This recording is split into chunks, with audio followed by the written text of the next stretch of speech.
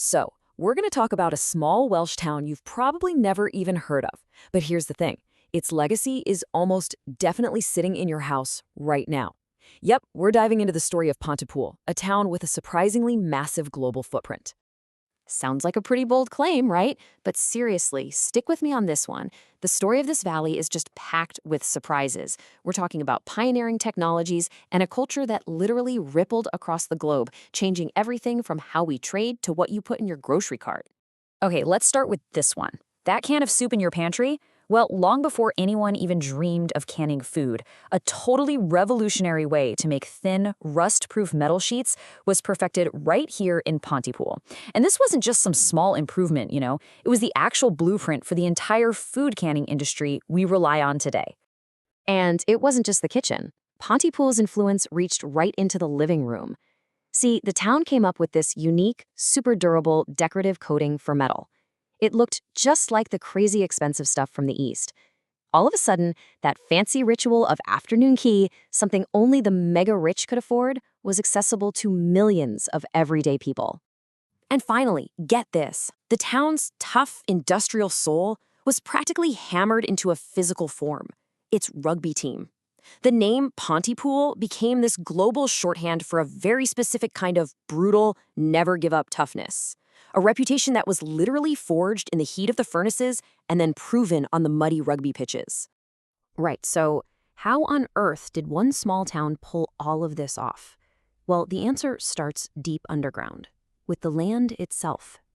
You see, Pontypool's geography was like a natural pressure cooker for the Industrial Revolution. I mean, everything you could possibly need was right there, all in one place. You had the iron ore, you had huge forests for charcoal fuel, and you had the rushing river, the Afon Louis, to power the whole operation. It was just the perfect recipe for industry. And with a recipe like that, you get nonstop innovation. Now, people had been working iron here since way back in the 1400s, but the real game changer came in the 1690s. That's when Pontypool perfected the world's first mechanical way to roll iron flat. It was huge. After that, you get the decorative Japanware, then canals to ship goods to the sea, and believe it or not, the town eventually moved into the modern era with nylon production. So let's talk about this Japanware. It wasn't just some pretty decoration. It was a social revolution in miniature. Think about it. By creating this beautiful, tough, and most importantly, affordable alternative to things like silver, Pontypool basically democratized elegance. That fancy tea tray we talked about? Yep, it all started right here. But the town's other great gift to the world was something called tin plate. The idea was brilliant. Roll iron into super thin sheets and then coat them with tin. What you get is the perfect material for preserving food. Pretty soon, armies, navies, and eventually kitchens all over the planet were relying on this incredible innovation from Pontypool. Now, of course, all this innovation, it wasn't just about rocks and machines. It was built on the backs of thousands of real people, and it created a town of incredible contrasts and just amazing resilience. You really had two different Pontypools living side by side. On one hand, you had the Hambury family, the Iron Masters. They lived in the secluded elegance of the big house in Pontypool Park, making an absolute fortune. And then you had the workers. They were packed into terraced houses on these steep valley sides, working grueling 12-hour shifts and forging this incredibly strong community in chapels and institutes to survive it all. And believe me, this community was not passive. Oh no, they fought for their rights. In 1839, hundreds of local workers marched to Newport demanding the vote. During World War II, the town's women, the so-called Canary Girls, were absolutely vital, working in munitions. And they built their own centers for learning, chapels and miners' institutes that became known as universities of the working class. So out of this tough, fiery, industrial world, a completely unique culture was forged. This went way beyond just work and politics. It was about what it truly meant to be from the valleys. And you know what expressed that identity better than anything else? Rugby. For generations, it was basically a religion here. The Saturday match at Pontypool Park was like a mirror of the toughness you'd see in the steelworks and the mines. It was this weekly ritual that just reinforced a massive sense of collective pride. I mean, think about the legendary Pontypool front row.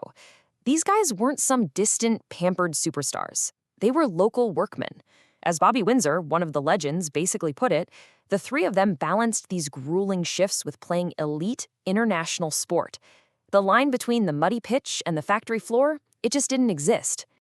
And it wasn't just about rugby. The culture had so many other layers. You had the incredible sound of the male voice choirs that grew out of the chapels. You had the unique Eastern Valley dialect with its rhythmic, almost sing-song intonation. And of course, the food. The oggie, a Welsh pasty that was the perfect fuel for workers, and Welsh cakes, that little symbol of home and hearth that balanced out the harsh industrial world. Okay, but let's dig a little deeper. Beneath all that industrial history, there's a whole other layer to Pontypool's story. We're talking folklore, legends, and some truly weird and wonderful facts. So there's this enduring local legend about a ghost in the Kerminiskoy mine. And get this, it wasn't some scary ghost. It was a helpful spirit that supposedly led a group of miners to a solid bar of gold. But worried it was cursed, they apparently threw it into Glyn Pond, where, the story goes, it's still sitting at the bottom to this day. And the actual facts are just as wild. Did you know Japanese samurai delegations actually visited in the 19th century to study Pontypool's metalworking? Which is hilarious because Pontypool got famous imitating their stuff.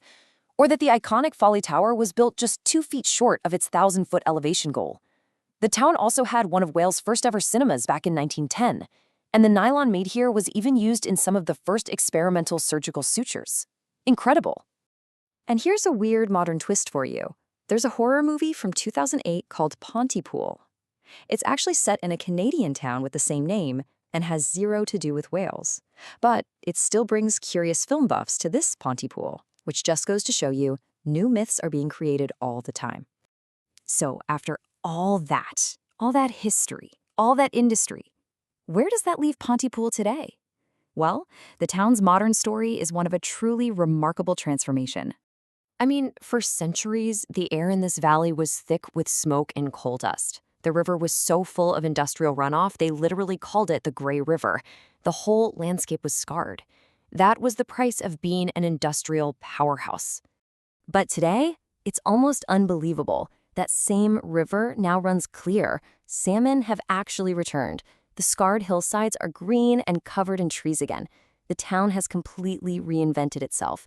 It's not selling coal anymore. It's selling its history. And that really makes you think. The story of Pontypool is a perfect example of how an ordinary-looking place can have these world-changing secrets hidden just below the surface. It really makes you wonder, doesn't it? Every single town has a hidden history. What surprising story is your hometown just waiting to tell?